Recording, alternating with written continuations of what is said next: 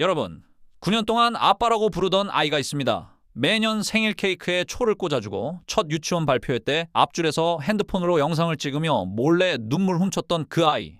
그런데 어느 날 누군가 여러분에게 이렇게 말합니다. 형, 그 애 사실 형 친딸 아닐 수도 있다는 말 동네 사람들 사이에 돌던데? 여러분이라면 어떻게 하시겠습니까? 그냥 못 들은 척 양육비를 계속 보내시겠습니까? 아니면 진실을 확인하겠다고 나서시겠습니까? 오늘 이야기는 40이 넘은 남자 강민호 씨의 사연을 바탕으로 각색한 이야기입니다. 구독과 좋아요는 이런 사연을 계속 전해드리는데 큰 힘이 됩니다. 여러분이라면 어떻게 하실지, 그리고 지금 어디에서 이 영상을 보고 계신지 댓글로 남겨주시면 계신 곳마다 복과 행운이 함께하길 진심으로 기원드리겠습니다.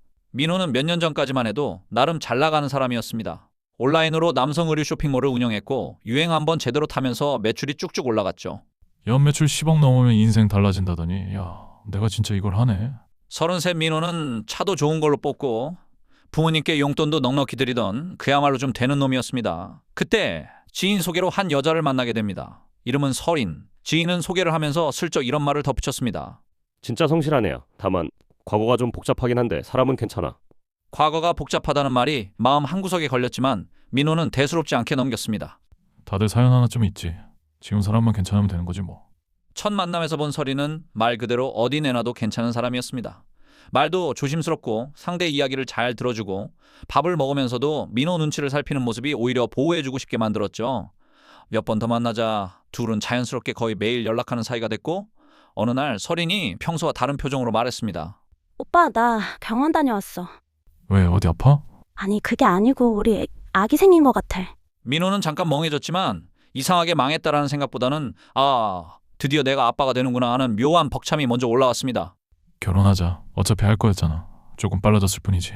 그 말을 듣자 설이는 고개를 푹 숙인 채 눈물을 뚝뚝 흘렸습니다.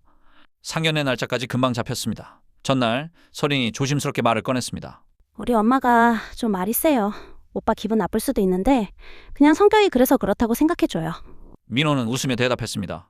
다 이해하지 뭐. 상견례 날 식당 룸 문이 열리고 설인의 부모님이 들어왔습니다. 생각보다 훨씬 젊어 보이는 장모와 말이 거의 없는 장인이었죠. 장모는 민호를 보자마자 손뼉을 치며 말했습니다. 아이고 사위, 사진보다 실물이 낫네. 역시 우리 딸 보는 눈은 있어.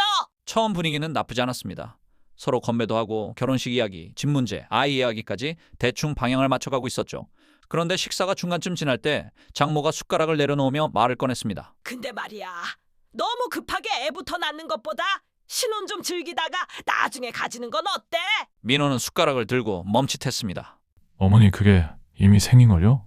그러니까 하는 소리지. 요즘 애들 다들 그러잖아. 살짝 정리하고 자리 잡고 나서 다시 가지면 되지. 뭐 어때? 어차피 또 생긴다니까. 정리라는 단어가 민호 귀에 이상하게 울렸습니다. 설이는 고개를 푹 숙인 채 장모 말을 말리지도 동조하지도 않았습니다. 민호는 조용히 말했습니다. 저는 아이를 지울 생각이 없습니다. 아이 때문에 책임지고 결혼하는 거라서요. 장모는 민호를 뚫어져라 보더니 어깨를 으쓱하며 말했습니다. 그래. 사위가 그렇게까지 말하면 내가 더 말하면 잔소리지 뭐. 대신 우리 딸 울리지만 말어. 말은 그렇게 끝났지만 민호 마음속에는 작은 가시 하나가 박혔습니다. 아이는 나만 지키고 싶어하는 건가? 결혼은 서둘러 치렀습니다. 배가 더 티나기 전에 하자며 장모가 앞장섰고 양가 어른들도 요즘 다 그렇지 뭐 하며 대충 넘겼습니다. 결혼하고 얼마 지나지 않아 병원에서 출산 예정일을 봤던 날 민호는 집에 돌아와 달력을 펴놓고 날짜를 맞춰보다 잠깐 멈췄습니다. 우리가 처음 같이 잔 날이 여기고 병원에서 말한 예정일이 여기고 좀 빠른가? 머릿속을 스치는 생각 하나. 혹시 나 만나기 전부터? 하지만 민호는 그 생각을 깊게 밀어붙이지 않았습니다. 에이, 사람 의심해서 뭐해. 달력이 뭐 얼마나 정확하다고. 그렇게 스스로를 설득했습니다.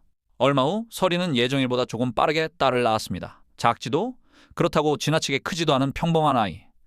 산부인과 간호사는 활짝 웃으며 말했습니다. 아버님, 아기가 아주 건강하게 나왔어요. 울음소리도 힘 좋고요. 민호는 아이를 처음 안고 그 순간 모든 계산을 집어던졌습니다. 따뜻하고 작고 자기 손가락을 꼭 쥐고 있는 아이. 민호는 그 아이에게 이름을 지어줬습니다. 해처럼 밝게 나답게 살아라. 딸아이 이름은 해나가 되었습니다. 시간은 빠르게 흘렀습니다. 해나 첫 뒤집기, 첫 걸음마, 첫 아빠 소리. 민호는 누구보다 열심히 아빠 역할을 했습니다. 새벽까지 택배 포장을 하다가도 해나 어린이집 행사라면 눈 비비며 달려갔습니다. 유치원 발표회에서 다른 부모들 틈 사이로 핸드폰을 들고 서 있다가 해나가 자기 쪽을 보고 손을 흔들 때 민호는 그 자리에서 왈칵 눈물이 날 뻔했습니다. 그때까지 그의 인생에서 피가 섞였는지 여부는 단 한 번도 진지하게 올라오지 않았습니다.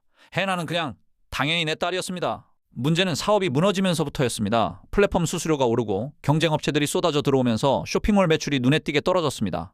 처음엔 버텼습니다. 적금을 깨고 대출을 받고 인원을 줄이면서 곧 좋아지겠지를 되뇌었습니다. 하지만 현실은 냉정했습니다. 카드값, 대출이자, 사무실 임대료, 숫자가 감당할 수 없을 만큼 커졌을 때 민호는 결심했습니다. 접자. 이대로 가면 가족까지 끌고 같이 무너진다. 사업을 정리하고 나온 건 빚과 40언저리의 스펙 없는 자영업자 출신 남자 하나뿐이었습니다. 민호는 곧바로 몸을 쓰기로 했습니다. 건설 현장에 나가 일용직으로 일하기 시작했죠. 몸이라도 써야지. 가족이 있는데 집에 앉아있을 순 없잖아. 새벽 5시에 일어나 헬멧을 쓰고 나가 해질 무렵에야 돌아오는 생활. 온몸이 쑤셔도 퇴근 전에 휴대폰으로 해나 사진 한 번씩 보고 나면 조금은 버틸 힘이 났습니다. 하지만 집안 공기는 서서히 변하기 시작했습니다. 서리는 점점 예민해졌고 장모는 노골적으로 민호를 무시하기 시작했습니다. 이게 뭐야. 전에 잘 벌 때는 이것저것 사주더니 지금은 생활비 맞추기도 겨우잖아. 민호는 조심스럽게 대답했습니다. 나도 다시 어떻게든 해보려고 하는데 지금은 이게 최선이야. 조금만 기다려줘. 장모도 한마디를 보탰습니다. 사위, 남자는 말이야. 집구석 굴러가게 하는 게 기본이야. 전에 차 끌고 다닐 땐 어깨에 힘 줬다며. 근데 지금은 뭐야? 우리 딸 고생시키려고 데려갔어. 어느 날 현장에서 먼지랑 땀에 절어 집으로 돌아온 민호는 현관문을 열자마자 이런 말을 들었습니다. 아, 냄새. 작업복은 거기 현관에서 벗어서 화장실 들어가서 손빨래해. 세탁기에 돌리지 마. 다른 옷에도 냄새 뱄을 것 같아. 민호는 잠깐 굳었지만 끝내 고개를 끄덕였습니다. 아, 알았어. 입으로는 순순히 대답했지만 마음 한쪽이 부서지는 소리가 나는 듯했습니다. 나 가족 먹여 살리려고 일하는 건데 집에서도 이렇게 대접받는구나. 갈등은 잦아졌고 결국 어느 날 밤 서린이 먼저 이야기를 꺼냈습니다. 우리 그만하자. 뭘 그만해? 결혼 생활. 당신이 싫어서가 아니라 이렇게 매일 싸우면서 사는 게 혜나한테도 안 좋잖아.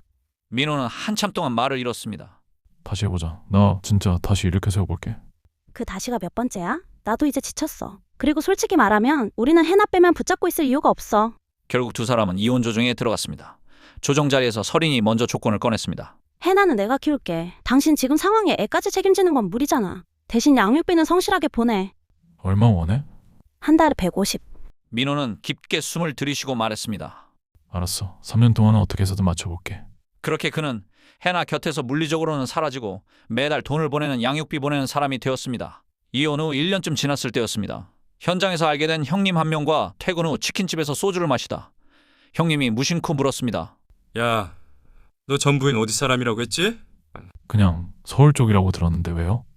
아니, 내가 전에 살던 동네랑 내가 말한 아파트 주소랑 비슷해서 거기 같이 살던 남자 두고 바로 딴 남자랑 결혼한 여자로 유명한 집 하나 있었거든.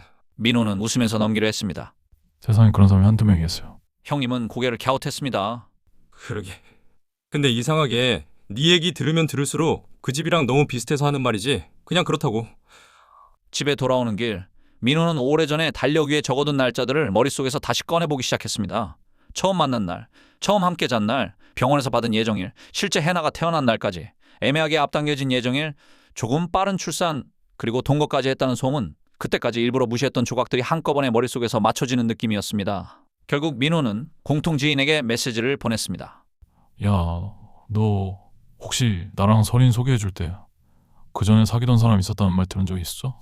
잠시 후 돌아온 답장은 짧고도 무거웠습니다.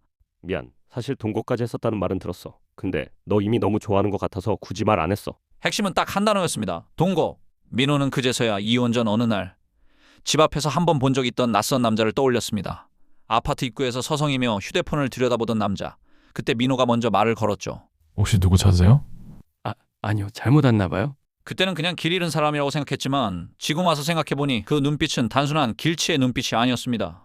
그날 밤 이후로 양육비 송금 알림이 울릴 때마다 민호 마음 한쪽이 덜컥 내려앉기 시작했습니다. 혹시 내가 아닌 사람의 아이를 위해 돈을 보내고 있는 건 아닐까? 그러면서도 동시에 이런 생각이 뒤따라 붙었습니다. 그래도 해나 나를 아빠라고 부르던 시간들은 진짜였는데 그럼 그건 뭐가 되는 거지? 결국 민호는 용기를 내어 서린에게 문자를 보냈습니다. 우리 한 번만 이야기하자. 야, 나 진짜 검사 한 번만 하자. 답은 오지 않았습니다. 며칠 뒤 다시 문자를 보냈습니다. 내가 의심해서 그러는 게 아니라 확신을 갖고 싶어서 그래. 부탁한다. 이번에도 읽음 표시조차 뜨지 않았습니다. 마지막으로 한 번 더 보냈습니다. 검사 안 할 거면 적어도 솔직하게 한 번만 말해줘. 해나가 확실히 내 애가 맞냐고. 이번에도 아무 답이 없었습니다. 결국 민호는 변호사를 찾았습니다.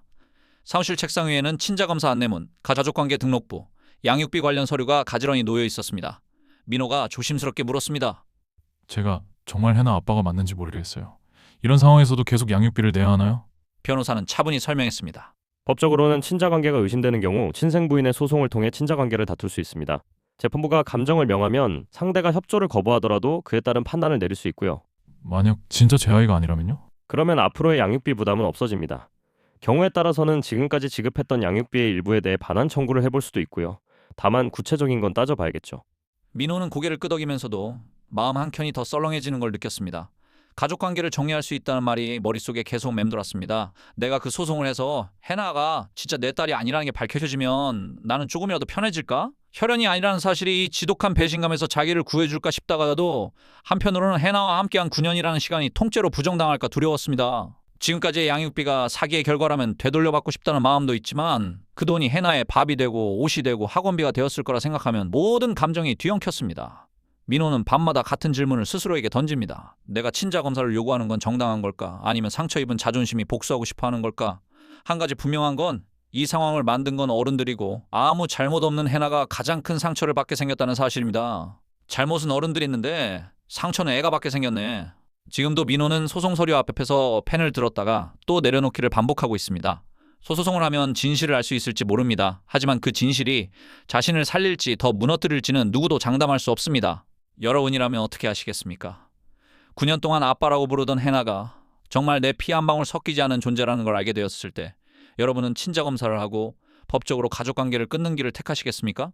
아니면 이미 아빠로 살았던 시간만은 진짜였다며 그냥 지금처럼 양육비를 보내는 길을 택하시겠습니까? 피가 가족을 만드는 걸까요? 함께한 시간이 가족을 만드는 걸까요? 여러분의 생각을 댓글로 남겨주세요. 지금 이 선택의 기로에 서 있는 어느 한 남자에게 그 댓글 하나가 작은 등불이 될지도 모릅니다.